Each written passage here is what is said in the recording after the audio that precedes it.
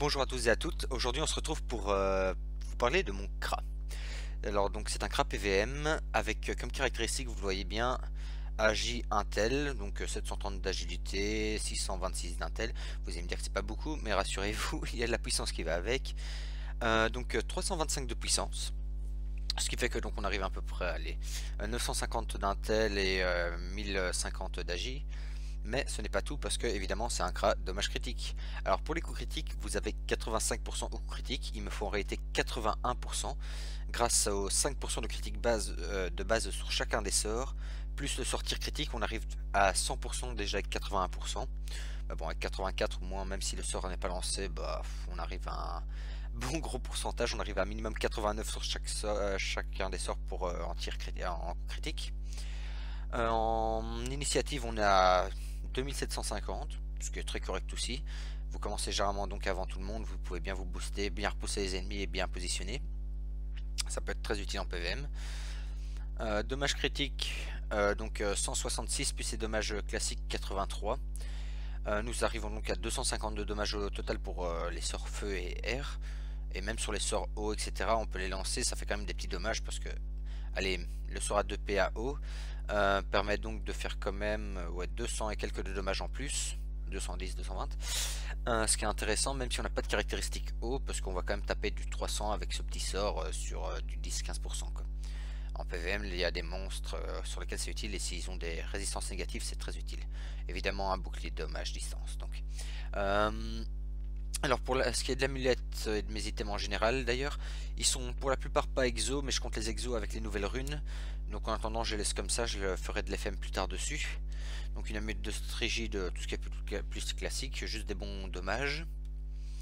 Un pilo PM pour avoir les 2 de PO, plus les 4 de critique et le PM évidemment. Mais c'est surtout les 2 de PO qui m'intéressent pour pouvoir jouer en... Je crois que je suis en 5 PO, il faut que je vérifie...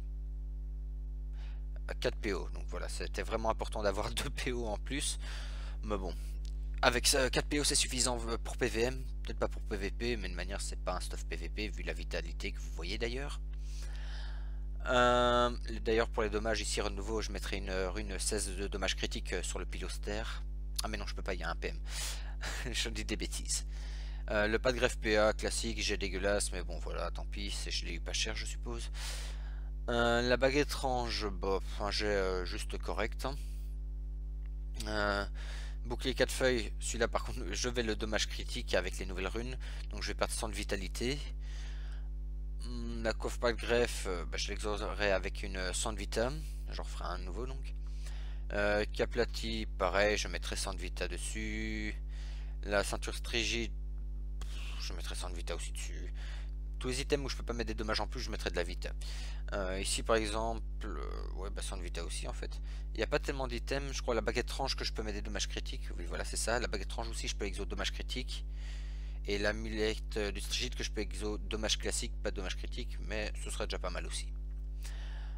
Pour le familier, donc c'est le Cocculte, 15% de critique, 42 dommages critiques. Il est plutôt vachement intéressant. Il y a moyen de s'en débarrasser si on fait des exos critiques sur la exo pour son critique sur les items et de mettre un autre familier ou quoi, mais voilà, je trouvais qu'il était quand même sympa.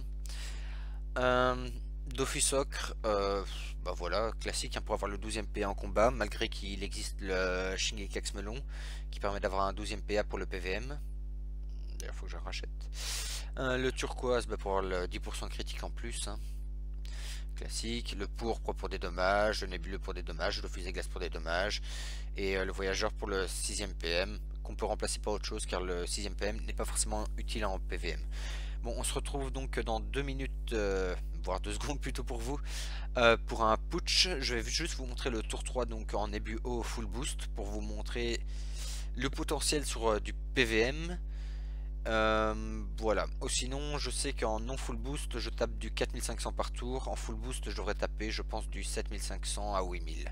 Donc voilà, on se retrouve dans 2 minutes. Bon, changeons de programme entre ces 2 minutes. Je vais vous montrer d'abord les bêtes tour, un bête tour pas boost et puis le tour 3 en boost. Bon, de toute manière, je me tirerai le nez, ça me augmente pas les dommages. Et j'ai mis tir critique pour vous montrer ce que ça donne, donc toujours en 100% de critique. Donc là en non boost, je tape du 1100. Évidemment ça en est bu haut, mais en est bu bas, On compte 200 de dommages en moins. Ouais, j'arrive à du 1000 quoi. En non boost, hein, toujours. Donc c'est plutôt intéressant. Donc ici on a 47 700. Je garde ça en tête pour le tour suivant. Et qu'on voit au total combien on a tapé. Donc on se booste. On se booste.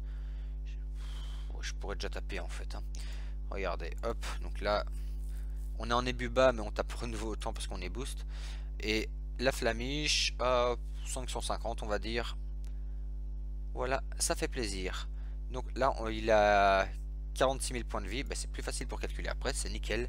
Donc voilà, maintenant c'est le tour ultime. Donc on est en 12 PA grâce au Dofus, mais on pourrait l'être avec autre chose. Regardez, Rocks the Baguette Range, ça fait plaisir. Quasiment du 2000.